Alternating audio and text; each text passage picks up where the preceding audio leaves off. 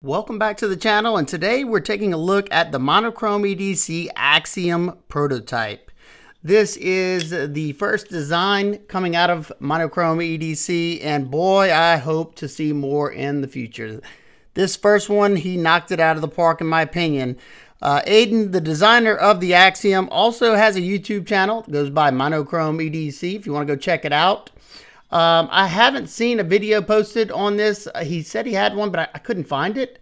I don't know, maybe I missed it, but definitely go check him out. So let's take a close look at this. We have a full-size EDC knife. This is coming in at 8.43 inches long, so it's on the larger side, with a 3.64-inch blade of Bowler M390, or at least that's what the full production will be, is in M390 steel. The OEM is Bestech Knives, which when it comes to fit and finish, they usually nail it.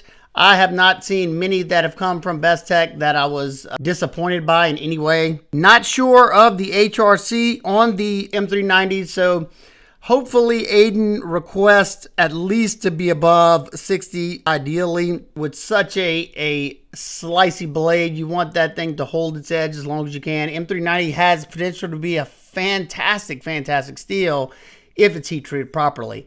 And like I said before, this is a prototype. I'm not too sure when the pre-order will be on these. Hopefully I can find that out before I release this, or I don't know if he even knows that yet. But as soon as I know, I will let you guys know. This blade profile, in my opinion, is absolutely stunning. It looks like maybe a modified sheep's foot or maybe modified drop point. Call it whatever you want. It's a beautiful looking blade in my opinion. It's got a nice top swedge up top that meets up with this full height hollow grind. You have a nice thumb ramp that has some nice grippy jimping, so if you choke back on the knife, your thumb is definitely locked in. And then there's a it looks like almost a 50-50 choil up here where you can get right up to that edge, and then you have a nice thumb scoop on the spine of the knife to rest your thumb. Very comfortable, very locked in.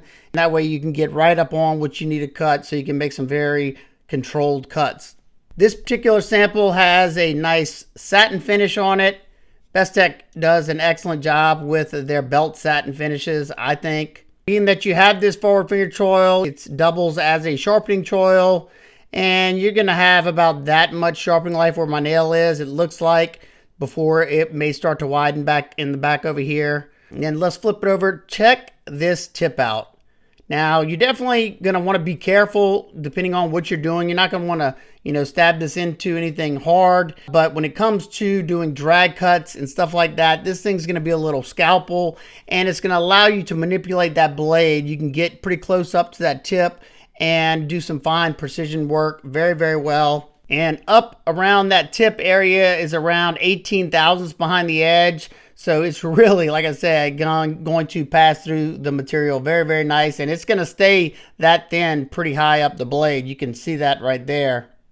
And before going any further, I will have links down in the description to Monochrome EDC and all the relevant stuff. Go check him out, and you may want to follow him on Instagram if you are on Instagram. That way you can get any of the updates on the pre-order. This thing, like I said, has a beautiful hollow grind. I mean, it's nice. It feels really nice whenever I'm, going down it, but I can feel it kind of flares out right here at the actual edge. So around, I would say, let's call it 21 to 22 thousandths behind the edge. There it is right there. Around 22 thousandths, which is not a huge deal because let me show you this. Let's go up about 1/8 of an inch.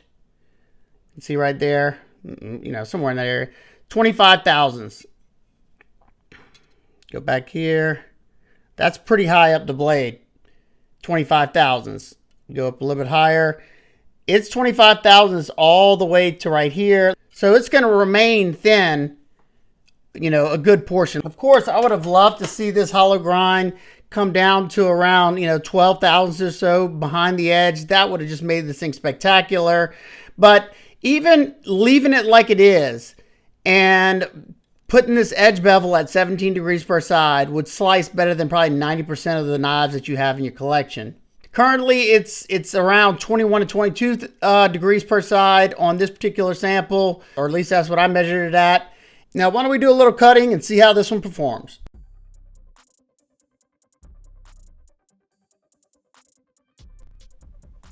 Boy, oh boy, do I love doing my test with a knife with a deep hollow grind. They just perform so well.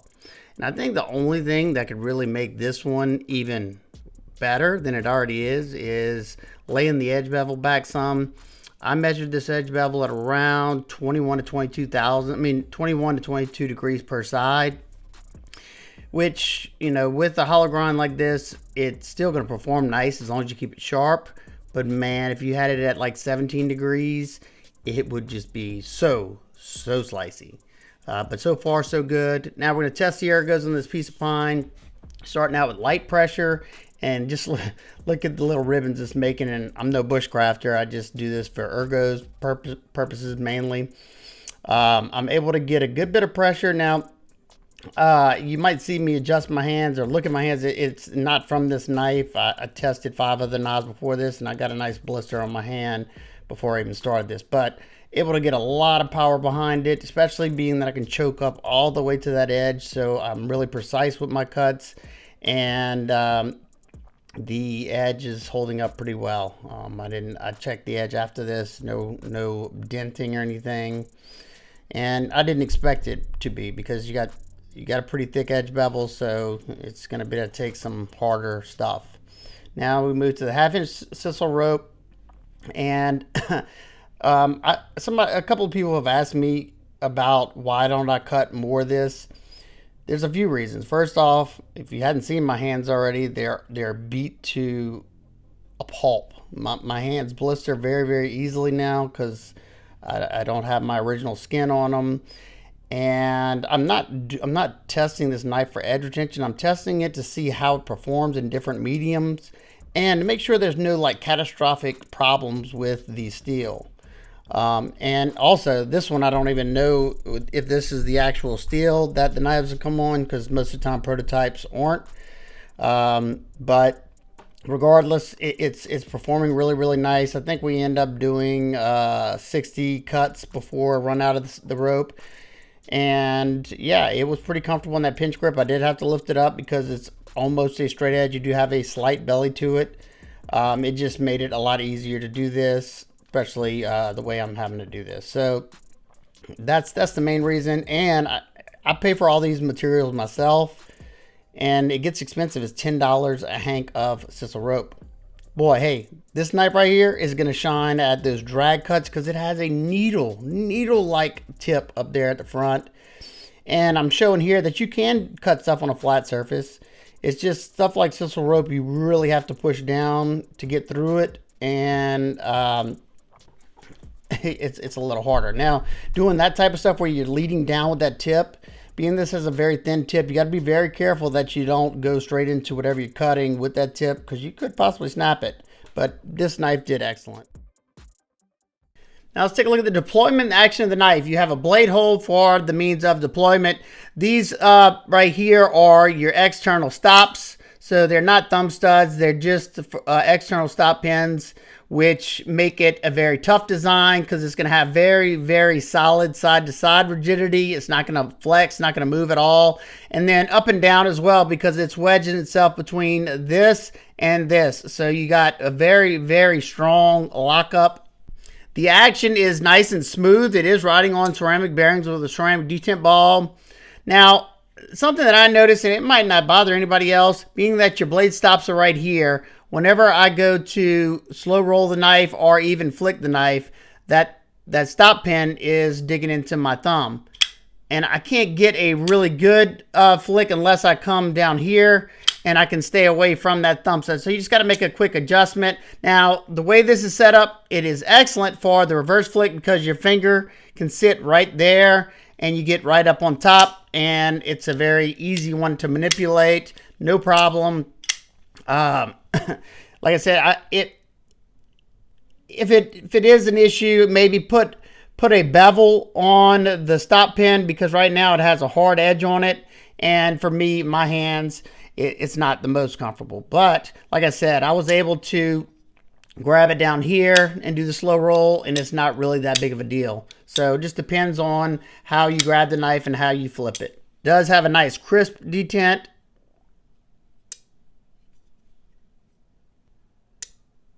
Nice positive click. Now let's take a look at the handle area. You have titanium scales that are nice and contoured, as you can see. Then you have these chamfers, and as you can see, Bestech knocked all the edges off so you don't have any hard edges. And during all my cutting, the sweet spot for me is up here. Now, depending on what you're doing, you may want to choke back, but when you choke back, you're pretty far from that edge, so you could find yourself falling in this area. So for me, I found this was the most comfortable, most locked in, and the most power I could get. And in this position, the pocket clip stays out of the way of my hands. Everything's pretty nice and comfortable. I had no issues while doing so. All your hardware is nice and countersunk and flush to the scales. You have a Torx T8 for the pivot, body screws, and pocket clip along with the hardened stainless lock insert. Excellent job. Love it whenever all the hardware is the same, and anything over T6 is A-OK for me.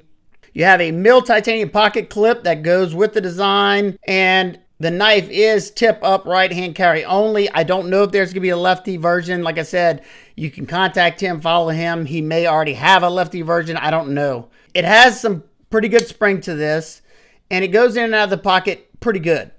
You have enough ramp there that it should get through majority of your pants pockets, and it does a pretty good job of hugging this side of the pants when carrying it. You still have some room if you want to put a phone or something in there. That's all you have sticking up out of the pocket, and it gives you something to pinch when pulling out of the pocket. So I didn't have any problems with my pants getting bunched up in the lock relief. However, I do think it always looks a lot cleaner whenever the lock relief is on the inside. You don't have, something breaking up the lines of the knife on the outside. You do have a titanium backspacer that is nice and flush. Very well done. Besides the contouring on the tie, they also have some pocketing on the lock side. Hopefully you can see that very well. And also as much as they could on the show side of the scale. Bringing the weight to 128.6 grams or 4.536 ounces. And it feels super nimble in the hand because the balance point is absolutely perfect. Bestech always nails it. We touched on the lockup, and I must say this thing is, when I say bank vault, because of these external stops and the lockup being a nice and tight fit, it is outstanding. It's about, I'd say 30% lockup there. Very, very good engagement. And access to the lock bar, even though both scales are pretty flush with each other, they're wide enough for me at least. You got chamfers on both sides for me to get my thumb in there nice and comfortably. And then I could also use the fat of my thumb. So very, very nicely done. Quick size comparison with the Ontario Wrap Model 1 and 2 is just a hair shorter than the Wrap 1. Next, the Spyderco PM2 and Para 3. It's very similar in overall length of the PM2. And it's just a hair longer than both the Vosteed RS Chaos and the Hogue Ritter RSK. And now my nitpicks and complaints. I'm just being very nitpicky, very critical. I don't get super excited when I see M390 anymore because there's just way too many companies that just won't take it where it needs to make it shine. If it's not at like 61, 62, 63 HRC, then you're not getting your potential out of this. You just as well use a 154 CM or something like that. But, as long as the heat treat, the HRC is up there, at least above 60, 61, then this thing's going to be a super, super performer. I would love to see a different blade steel, but, like I said, as long as that HRC is right, I'm fine with it. I would like to see either this edge bevel to 17 degrees, 18 degrees per side, and I would have loved to see this hollow grind come down to around, 12 to 15 thousandths behind the edge. And maybe thicken it up a hair because it gets thinner once you get to this tip. And like I said, the tip is 18 and it's about 22, 23 thousandths behind the edge at the moment. So even though it still performs very, very well, if I'm going to be very critical, I would have loved to see it even thinner. It's just a very, very nitpick thing. And this knife's going to perform better than a lot of other knives out there. I I do wish I would see a bevel going around this stop pin, just because, you know, a lot of times that's where my finger rolls and it's not comfortable, at least for me. But other than that, I absolutely love the overall aesthetics of the knife. I love that he went with a nice hollow grind on here. I think the blade looks nice. It's going to be an excellent utility blade shape. Overall, you know, it's an outstanding knife in my opinion. And being that I reviewed so many knives on this channel, I don't get super excited about a lot of them. But when something like this comes in and it performs the way it does, and it looks the way it does, this one has gotten me excited. There's only been a few this year, and this is definitely one of them. So like I said, I will keep y'all posted, keep y'all updated. Anything I can find out, I will let y'all know as well. And if I think about it, I'll put it in the description anytime I get an update, or I'll make a community post.